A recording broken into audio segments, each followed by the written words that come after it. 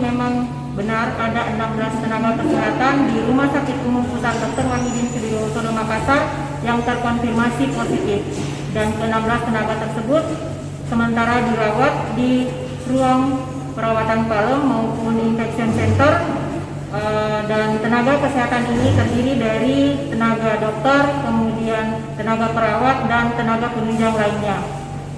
Sampai saat ini kami belum bisa memastikan tenaga kesehatan tersebut terpapar COVID dari mana, sehingga ada tim tracing yang dibentuk untuk melakukan penelusuran terkait ke-16 tenaga kesehatan tersebut.